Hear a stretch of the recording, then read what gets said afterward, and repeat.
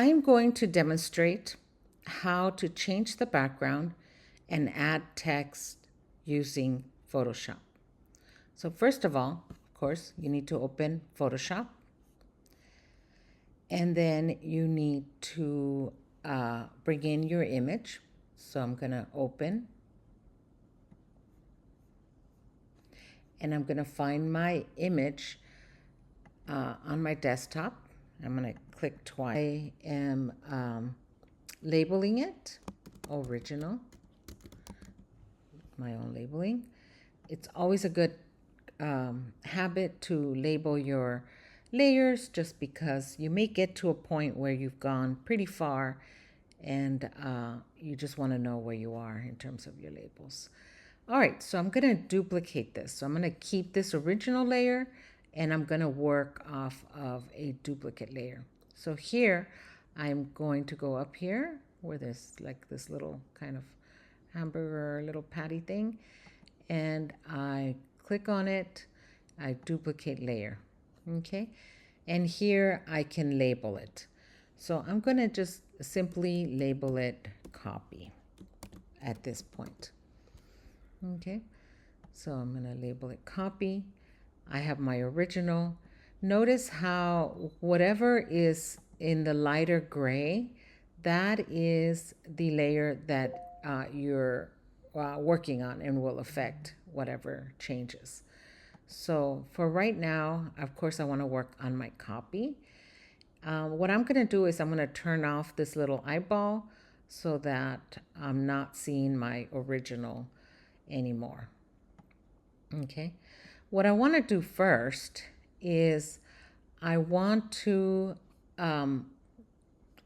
basically just change the size. I like the way this image looks pretty much, but I want to change the size. So I'm going to go on Edit, Transform, Scale, and I am going to scale it.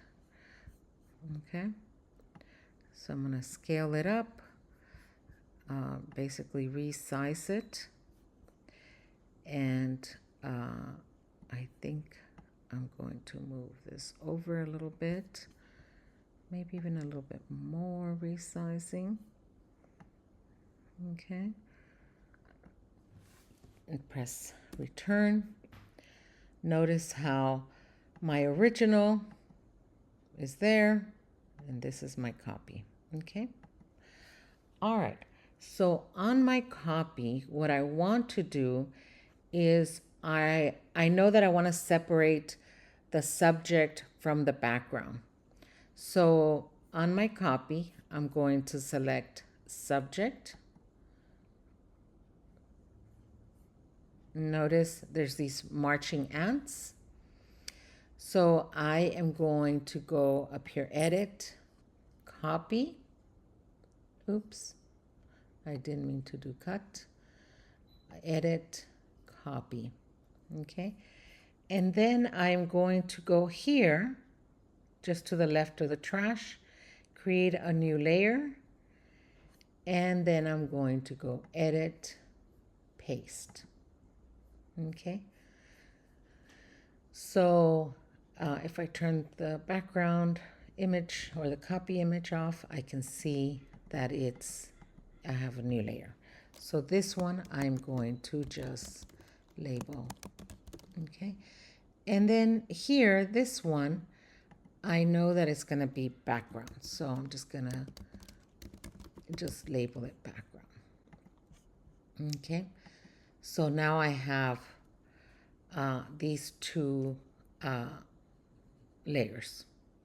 Notice how whatever layer is on the top, that's the layer that we can see. And whatever layer that is in light gray, that's the layer we're going to affect.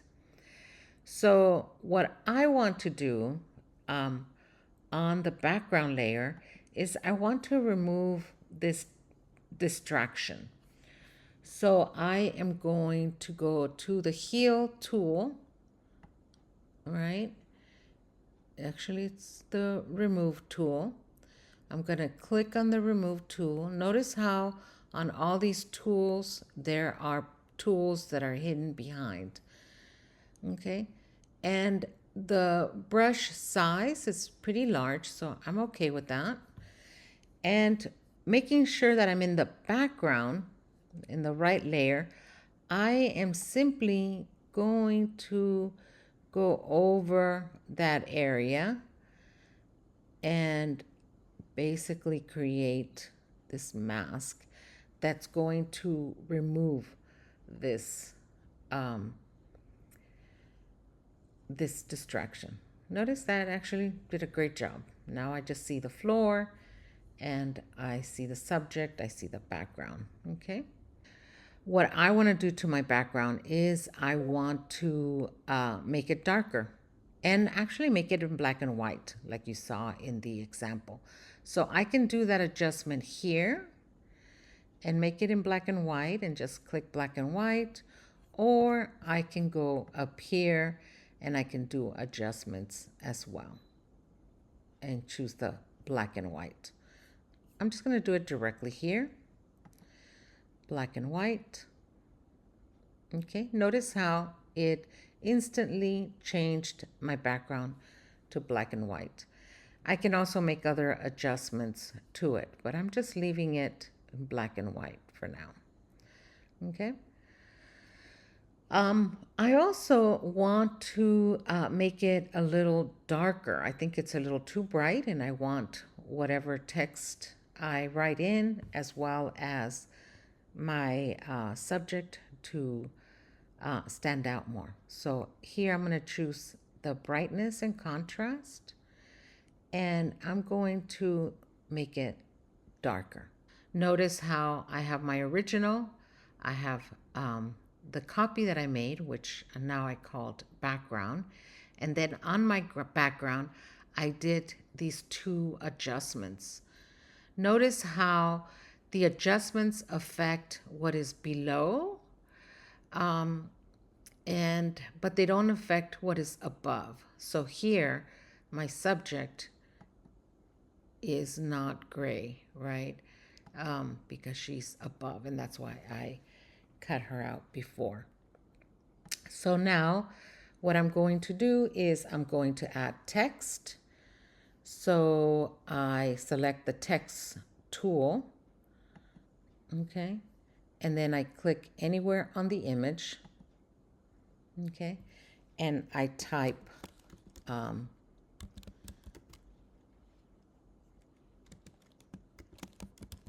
okay, and I highlight because I want the type to be different. So I'm going to make it marker.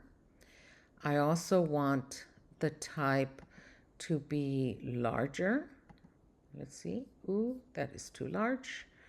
Okay, so I'm going to make it, let's see if that will work. That still might be too large. So I want to make it as large as possible. Okay, and then I'm going to use the move tool up here and move my text down. I want to have it somewhat centered, but a little bit to the right over here. Okay. All right. And then I want to change the color, right? So I don't want it to be this color. So I'm going to choose a different color for the text. So notice how all I did was click on the little white and then change the color. Let me see if I can, no, I think I'll just do another text layer. So I'm going to click again on the photo, and then I'm going to do a text layer, and I'm going to do bullet points. Okay, the subject is a poet, playwright, and an activist. Okay. Obviously, my subject is being crowded with all this text. So I am going to make it smaller. But first of all, I want to um, change it so that it's two different texts. Um, Both of them, I want them to look like they're written. So the Lindsay Haley, I chose a marker, and then um, these I am choosing basically chalk. So both of them allude to writing. Okay, so then I am going to make, first of all, I want to make these lighter. Okay, so that there's a difference between that title, the larger text above, and the descriptor below. And then, of course, I want to make it smaller. So let's see how it looks. Okay, and I want to line it up with the other. It's still too large. So what I'm going to do is I'm going to make it smaller. Let me see if it, yeah, it changes if I just, so I don't even have to highlight it. Let me see. I'm just going to play with how large I can go. All right. Now, it obviously looks very odd that the, that this text is above and over this person's face. So what I'm going to do is I am going to place this text behind the subject. So notice how I move it, right?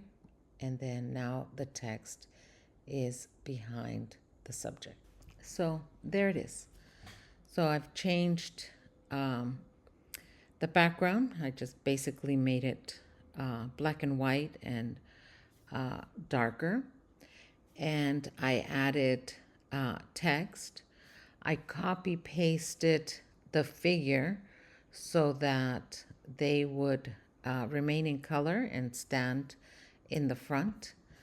And I added the text, and I resized and rescaled.